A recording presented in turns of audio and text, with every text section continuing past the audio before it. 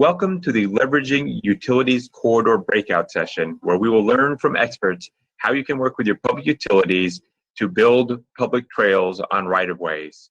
We are fortunate to be joined here today by Joey Slaughter with Georgia Power, Susan Rutherford with the Department of Watershed Management of the City of Atlanta, and George Page with the Valdosta Lowndes Parks District.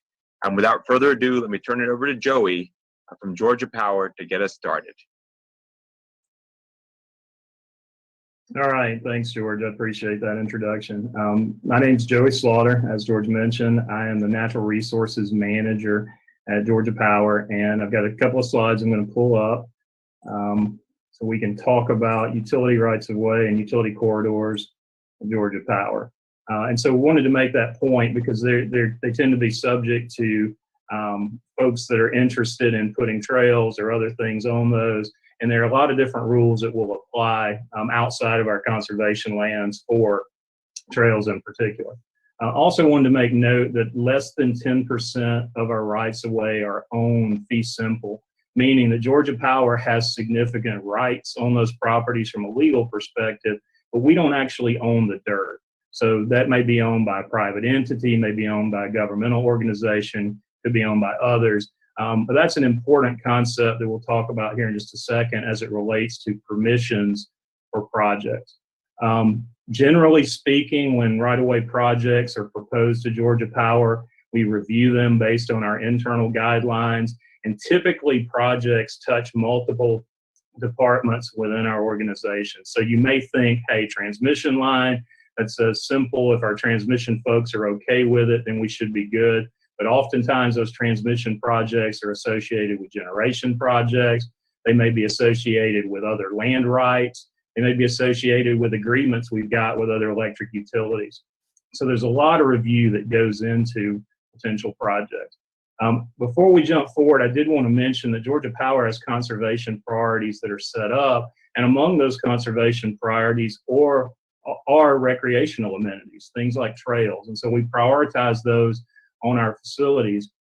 What we have to balance, though, is our species and habitat conservation needs and water quality protection needs with those recreational amenities. So the inset here is just a map of one of several conservation priorities that we've got out there. And this is a map that depicts the conservation areas that we have across the state for protected plants. And so any project on a right-of-way that would, be proposed from a recreational perspective would also have to be consistent with our protections for our native plants. And so folks don't necessarily get that all the time, but there's a lot of things that we review, and there's a lot of conflicting priorities potentially with any project. And so we'll talk in more detail about it in a second, but I just wanted to kind of orient everybody to us at a high level. We are under tremendous regulatory scrutiny at Georgia Power. And because of that, there are lots of different legal or regulatory things that have to be considered for a right-of-way project to be successful. The first one I mentioned earlier is the ownership of the right-of-way. And the vast majority of our rights-of-way are not owned by Georgia Power. We simply have an easement. So when you want to do a project on those properties, not only do you need Georgia Power's permission, but you also need the permission of the original landowner. For those properties that we do own fee simple, in other words, we own the dirt in addition to having the rights, we have a policy internally that requires that the adjacent property owners consent to whatever use of the projects being proposed. So if you wanted to put in a dirt bike track, but your next door neighbor was concerned about the noise, we would absolutely listen to and appreciate and try to work with that adjacent property owner to make sure that their needs are met. So it's incumbent upon those folks that are proposing to do projects on Georgia Power property, whether it's a right-of-way or otherwise, to also have the buy-in and consent of the adjacent property owner. Also, with our fee-owned property in particular, there may be other agreements in place. We may be leasing rights to that property to someone else already.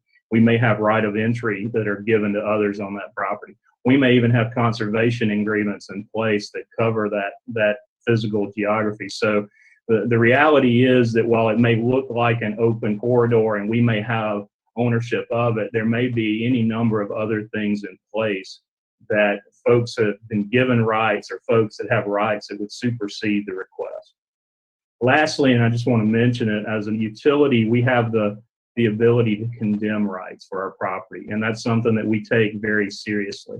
And so we're always mindful where we've condemned rights about giving up rights to others. So for example, if we had to come and take a portion of somebody's family farm for the betterment of our electrical system and our customers statewide, put in that right-of-way corridor, we don't take that lightly. And we certainly don't want to turn right back around and give that up to somebody else for them to develop a trail or whatever, because again, our ownership of the rights that we do have for that property is predicated on condemnation, and we just don't think it's a good practice for us to give up rights that we've condemned to others. We're regulated by a lot of folks. We're regulated primarily within Georgia by the Georgia Public Service Commission, and projects that are proposed on our right-of-way cannot create any additional burden for our ratepayers. So for example, projects that create challenges for us to access poles or to do maintenance or that may impact electrical reliability, they can't happen, because first and foremost, we're here to serve as the electric provider for the state of Georgia. We also like to point out to folks that even though we may give you rights on a particular property, we have oftentimes the requirements come down to us to go and expand projects, to do significant maintenance on projects, or to change our current infrastructure. And oftentimes we may do that in places where other folks have developed projects. Those things are not paid for by Georgia Power. Georgia Power's rights on the property supersede all those other agreements. So we say that to make sure folks are careful and understand that we may be in a position to approve your project on our property, but we may also be put into a position where we have to come in and take those rights back, and in some cases even destroy your project. And that's just because we have to meet those demands of the Public Service Commission. In addition to that, there are several federal agencies that regulate us, and I won't go into great detail about it, but the Federal Energy Regulatory Commission and the North American Energy Reliability Commission both have very strict guidelines about what can and can't happen on utility rights of way. So those things include anything from us having the opportunity and the ability to close a project or a right of way at any time for maintenance or repair of our infrastructure. You think about storms, and when they come through, we have to get the lights back on, so that may impact your project. There's also significant design aspects and design criteria that have to be met for a project to even be approved. Lots of those things are above ground, but some of them are technical specifications about weights and that sort of thing for roads and for the trail material itself, to make sure that our bucket trucks can pass and that we can get folks out there to do the maintenance work that needs to happen on those. The punchline for all of this is that there may be other and more significant regulatory challenges that are sometimes readily apparent. Lastly, we're always subject to any number of other state and federal agencies and regulations, and so our priority is to maintain compliance and our conservation commitments. So while you as a prospective trail builder may not be subject to certain federal or state regulations that relate to natural resource laws, we are. And so working on our rights of way may trigger things that we have to do from a permitting perspective to make your project successful. Lastly, I want to talk about our review and approval process and some best practices. For those projects that are successful, one of the things, or one of the most important things that we find, is that folks that check with us early tend to do a much better job of coming up with projects that we can approve, and it makes everything about the process seamless and easier. We like to coordinate early. We like to do site visits. We think site visits are extremely important because it gives us all an opportunity to lay eyes on the project, to focus on what we're doing, and to kind of see it real time. Early coordination also allows you to plan for our needs from the beginning, so that you don't bring us something that we can't approve or that can't be approved under our various guidelines. And then lastly, we're happy to provide our guidelines to you for your planning and design work. But again, you got to come to us early enough that we can get those in front of you and get them included. For those folks that are actually interested in proposing a project to us, it is absolutely vital that you submit to us a well-developed, detailed, site-specific plan that accommodates our issues. We are not in the business of, nor do we have the capability of approving concepts. A lot of folks want to come to us and bring us concepts, and they look great. But without those details, we're not in a position to understand how we may be impacted and how we can work through our approval process to make this project work. It's also important for you to have your permits and permissions in place. So for example, if your project triggers some federal permit, we need to know that you're able to get that permit and that you're able to mitigate or deal with whatever conditions come from that permit before we can give you approval to do that work on our property. So it's absolutely vital that you have all of your permits in place and you have all your plans in place beforehand. Lastly, I would also mention, don't piecemeal and don't bring us things over time that change. I know that with projects, it's hard to understand the full scope when you begin, and sometimes you start with a really good idea and the discussions lead you down different paths. That's fine, but bring us something at a point where we can actually approve it. One of the biggest problems we see across the state is we'll get a request for a trail, everything looks great, and then 6 weeks later we find out that there's also lighting associated with it, or there's a basketball court, or there's a restroom, and those are things that we can approve. And so now we're stuck in a situation where we started out with something that was looking good, we were all on the same page, we were working together, we were meeting our timeline, and then suddenly something was introduced that derailed the whole project. You bring everything to us in the beginning, you're much more likely to be successful and you're much more likely to hit your timeline. Timeline's the next biggie, and I won't dwell there, but I will mention, be prepared for review and approval time. Build that into the review time for your project so that you know that Georgia Power may take some time. It may be 6 months in some instances for us to fully review, fully vet, and fully approve your plan.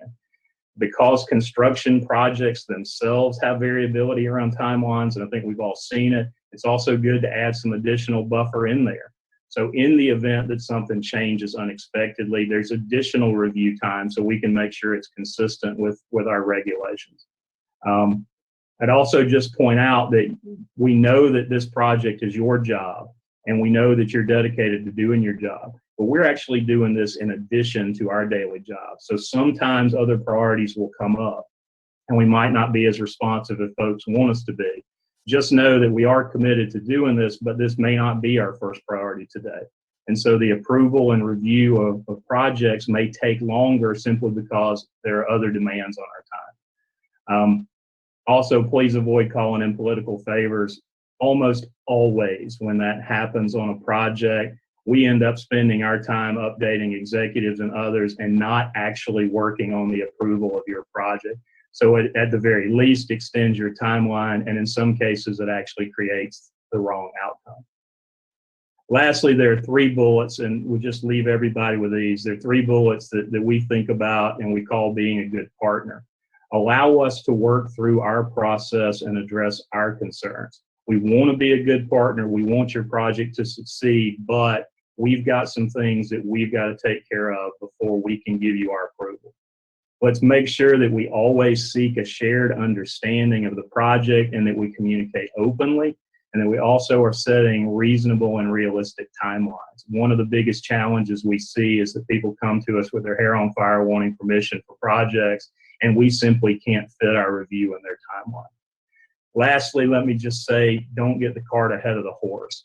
If you need our approval, particularly as it relates to acquiring a grant, but then you plan to use that grant to do all the design work that we would actually need for the approval, then maybe your project isn't a good fit for us, and I will tell you, it just isn't likely to succeed. And I know that can be upsetting to some, but the reality is we have to have the information to approve it. We can't make a blanket approval without working through our process. And so if you don't have the funding in place or the ability to do those detailed plans in place, we simply may not be in a position to approve your project. With that, that's all my slides, and thank you for the opportunity. Joey, that was excellent. Really appreciate the level of detail you went into in terms of setting the parameters for people to partner with Georgia Power. Obviously, you guys have a lot of experience with such projects. Now we're going to turn over to Susan Rutherford with Atlanta Watershed Management. Susan, please take us from here. Thanks. Thank you.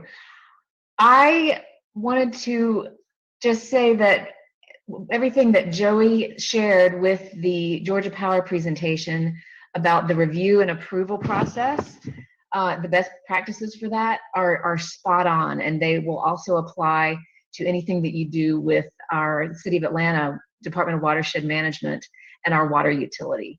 I thought that was an excellent advice all around for how to deal with the utility.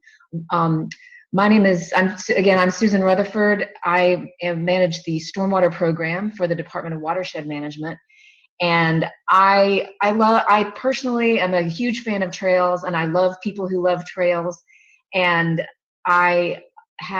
but I'm coming to you today from the perspective of the water utility and how we are able to and not able to deal with your trail project. Over the years, I have worked with a number of groups who are trying to get trails on our property or trails along our sewer easements. And these are some of the issues that come up, and I'll talk about some of the the guidance that we've developed to put trails on sewer lines and sewer easements. The main thing to remember with a utility, and I think this goes for most any water utility throughout the state, is that we are funded by our ratepayers. We are funded by the water and sewer bills that you pay every month to receive drinking water services and wastewater services. So those are the things that we are focused on. We do have some other, regulatory requirements related to those two services that will allow us to do stormwater management or watershed protection types of things, but it is basically water and sewer services. Those funds we're an enterprise funded utility, unlike the rest of the city departments, which are mostly funded by the general fund. So those are property taxes that are funding the rest of the departments, like the Parks Department, Public Works, Planning, those kinds of things. In addition to those legal restrictions to only provide services related to drinking water and wastewater, when we borrow money from the bond market, we have covenants that even further restrict everything that we do in terms of our facilities, our land, our easements, and any of the activities that we are doing with any of our activities that we do in the utility. And then what further constricts us and is Homeland Security requirements around both our facilities and sharing like mapping information about our infrastructure and that kind of thing. So what I always ask the attorneys is, look, don't tell me how you can't help me. Tell me how you can. How can we help these people who are trying to get this trail built? And so a couple ways is we have property. Some of our property does allow public access. So if you're not trying to access through a wastewater treatment plant or a drinking water treatment plant, we have some flood buyout property. We have greenway property that we purchased under a consent decree to protect stream buffers. And in some cases, like on Armand Drive, the South Fork Conservancy negotiated with us to access a small parcel at the end of a cul-de-sac on South Fork Peachtree Creek to we had purchased it for construction access for sewer construction 15, 20 years ago. And we allowed them through an agreement, a memorandum of understanding, MOU, to access that property for a trailhead.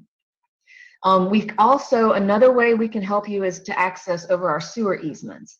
Now keep in mind, an easement only gives us a certain amount of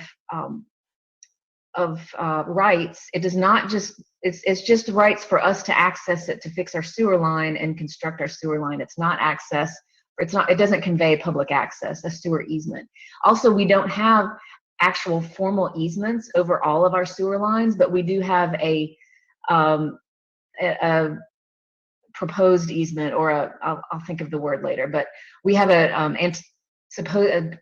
anticipated easement of about 20 feet on either side of the sewer line. But even still, that does not convey any public access. It only gives us the right to access it for maintenance and construction. About 10, 15 years ago, when my colleague Andrew Walter and I got with our sewer operations director, and we came up with a Trails on Sewers guidance document, and we helped the sewer guys to see the benefits of how we could how having a trail on a sewer line could actually benefit the utility. And so things like eyes on the infrastructure. We have if people are out there on the sewer easement along the creeks, they can report pollution in the creek. They can report bad odors. They can report sewer line breaks and issues with the sewer line. It also provides just awareness. It's good for the public to know where the sewer lines are and that they're mostly along creeks. And then we also can provide, the trail itself can provide some access for maintenance. This picture here is unfortunately what it looks like when our sewer crews have to go in and fix something on an emergency basis, or if they have to go into a beautiful forest along a creek and repair something. And so if this is already kind of landscaped in a way with a trail or had some access with a trail, then it might be less heartbreaking. I'm going to start and end the Trails on Sewer conversation with maintenance, because this is a quote. These are quotes from our guidance document, and this is where the attorneys come in. So we're not paying for your trail. That's the responsibility of the trail organization. We're not doing any routine trash removal. We're not doing maintenance of the landscape. We're not trimming the trees. You're responsible for that. And also, we're not going to be obligated as the water utility to repair the damages to the trails and the surrounding landscape, even if we damage it when we're accessing our easement. So you got to keep these things in mind, that this is, building the trail is only the beginning. Maintaining it is forever. Some of the specifications for these multi-use paths, 10 to 12 feet wide. I know a lot of trails are wider than that. We do prefer concrete, and I'll show you in the next one that it needs to withstand 30,000-pound vehicles. We're trying not to have concentrated flows off of these systems, because again, they're right next to creeks, and we don't want concentrated flow going into and causing a lot of erosion. We want to avoid the structures like this manhole here that come above ground, and any kind of lighting. We specifically specified that it has to be owned and maintained by the electric utility. So we're not just having your Eagle Scouts go in and install and say they're going to maintain the lighting. So and for access, we have to be able to access it. So if you put up bollards, you can't have a gate that's locked. It's got to be bollards that we have the key to, so that we can access the trail. That's the basics of the trail, the easement guidance, and the other part of this is that there's a lot of regulations with construction, especially in the city of Atlanta, and I think with a lot of other cities around Georgia. And especially because sewer easements generally follow creeks, then you've got all kinds of issues when you're in floodplains and you're in riparian buffers. And so we've got a floodplain ordinance in the city of Atlanta. You've got to follow you can do impervious surfaces in the floodplain. Floodplain ordinance is more concerned about volume, just FYI, not about the actual surface. And you've also got to remember that floodplains are going to flood, and so your trail's got to withstand that kind of an impact. In the city of Atlanta, we have a 75-foot buffer along every creek, and I put this map in here.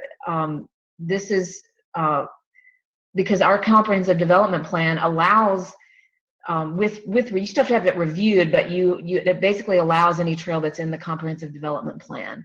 But if not, you've got to get a special authorization to encroach in the buffer. And then you've still got to get your EPD approval if you go within the 25-foot buffer, and that's a statewide regulation. If you're doing bridges, you've got to deal with the Army Corps of Engineers permitting process or anything, you know, that crosses the stream channel.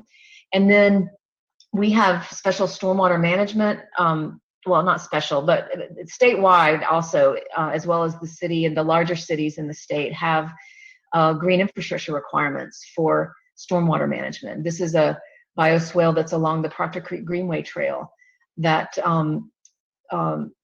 so you may have these stormwater management kinds of things if it's an impervious surface that you're building.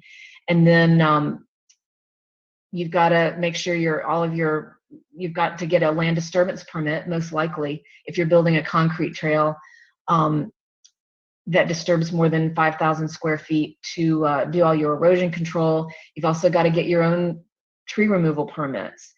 And these are all things that take a lot of time. I want to emphasize also, you know, Joey mentioned that all this stuff takes time. And so it's not just our approval process that takes time, but it's the just the general construction approval process that also takes a lot of time. And then I'm just going to end again on this maintenance slide, since again, you got to start the program knowing that you're going to be maintaining this trail on into perpetuity, and that is the cost. It's not the cost of the utility, it's not the utility's responsibility, and the utility still needs to do our utility business and the purpose that we're funded for, to be able to get in there and maintain and construct on our sewer easements. So I'm going to end there and pass it back to George. Thank you, Susan. That was a really great presentation. Couple of themes emerging. Number one is start early reaching out to utilities if you're interested in using their land or their right-of-way for a trail. Number two, they do have specs and constraints in place that they can share with you. And when you do want them to approve something, make sure that you have a concrete plan that they can take a look at, because they've got a lot of restrictions and regulations they need to comply with. So the more information that you can provide, the better. And now we'll hear from George Page with the Valdosta Lowndes Parks District. And that Parks District was able to take that approach, work with Georgia Power, and build a park on a Georgia Power easement, Georgia Power property. So without further ado, George, please take us away. Thanks. Good morning, everyone. My name is George Page. I am the Executive Director for the Valdosta Lowndes Parks and Recreation Authority. I'm here today to talk to each and every one of you about the power of easements, the Freedom Park project in Valdosta, Georgia. Many years ago, close to the year of 2000, the city of Valdosta, along with Georgia Power, worked very hard together to come up with a plan to utilize the power line easements in a couple 100-acre park where the city was going to use for water treatment plant, along with a park, which has active baseball, softball fields, trails, and things of that sort. So this was a project that Georgia Power, they really at that point in time, really embraced the efforts by the city to make this park a reality, utilizing the power line corridor through Freedom Park. It wasn't easy at the beginning. However, folks came to the table very early on. And I will say that that is a key component of utilizing the power line transmissions with trails for future use in anywhere in the country.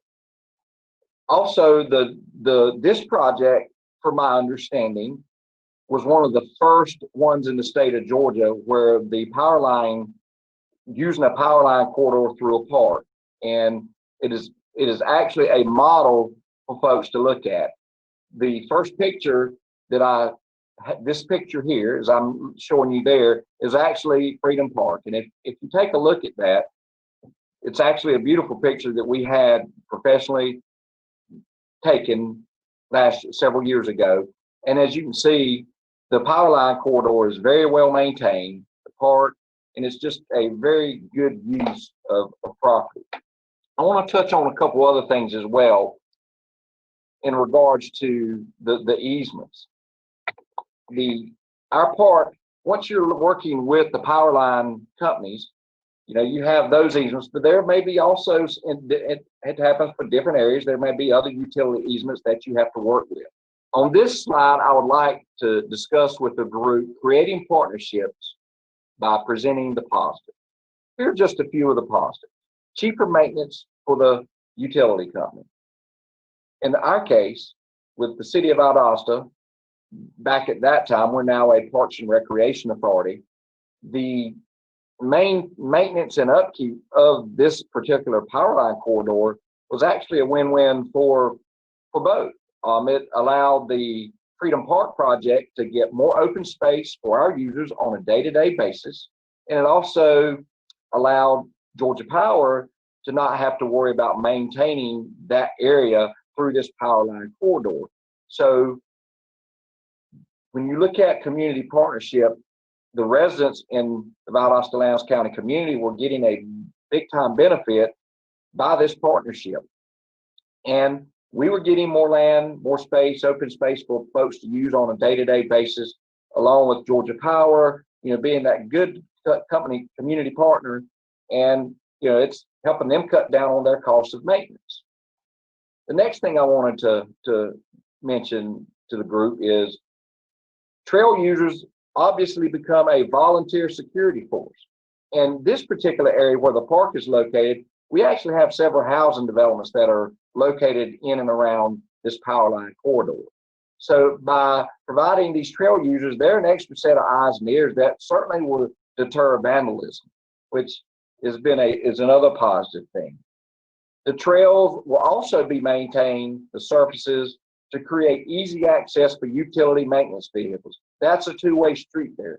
One part of it is the Valdosta Lowndes Parks and Rec are able to go and maintain the facility with their vehicles by maintaining the road on a monthly basis. Also, the power company, when they need to go through and access the power line corridor that goes directly through our park, they don't have to worry about going through wet areas or roads or things of that sort, because actually we maintain the power line corridor at Freedom Park just as if we maintain the baseball fields all the time. So we're very fortunate that it's a good partnership between the two. Lastly, let's talk about finances. As we all know, that can make or break a project, any project for that matter.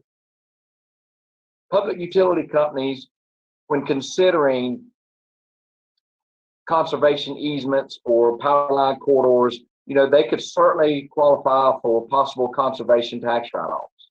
And this can be very beneficial for power companies, but also the local parks. By doing that, they benefit, our community benefits, the entity benefits. So it's really a win-win for everyone involved when we're looking at finances and ways that can benefit both sides. And this is certainly a side that is a good possibility. There are many grants out there that can assist with the power line corridor easement along with the local entity, whether it's nonprofit or also local government, that can assist with specific projects such as this. One of the things that everyone has to realize that it's very imperative when you are trying to get state and federal dollars is to have your partners at the table from day one. Another thing is it shows the folks that are making these decisions on grants that it is not just a one or two agency project, it's multiple agencies along with planning from the community. Just in our case here recently, we're in the process of finishing our 5-year master plan, Parks and Recreation System-wide Outdoor Master Plan. Projects like these really help the competitiveness if an organization has a active, comprehensive system-wide master plan for trails. So coupled with that, if you do that, have that on there, you're looking at putting yourself ahead of the pack to qualify for state and federal funding to assist with partnerships such as the power line companies for grants. Okay. The next is maintenance money and no trespassing. By this, I mean, this ensures folks that we're using it legally. Many of these power line corridors out there, you may have folks that have been using a power line easement, but there's no agreement between them, such as someone may have their backyard maybe backing up to a power line easement, and they decide to do different things with that, whether it may be a garden or things of that sort. But if you come to the table with a nonprofit or a trails group, for instance, a local government, you can have an agreed upon easement where both parties involved know what to expect, know what to do, and then maintain that from day one for however long that contract is in place. And it also makes sure that the power line companies, in this case, know that their investment where their easement is being well taken care of, and it's all stated in the contract, in the easement from day one, whether it's 10 years, 30 years, or more. Another benefit that trails under the power line corridors is truly a benefit for all is many of the trails, it does enhance a community's value once you have a park or a trail from the standpoint of families being able to access it. So yes, definitely, if you have a trail system through a power line corridor and you're working for the betterment of the citizens in the community with the power line company along with the nonprofit or the agency, it's certainly a win-win for everyone involved. We are now at the conclusion of our formal presentations, so please use the chat function to ask questions of our panelists. They are here now live to answer them. Thank you.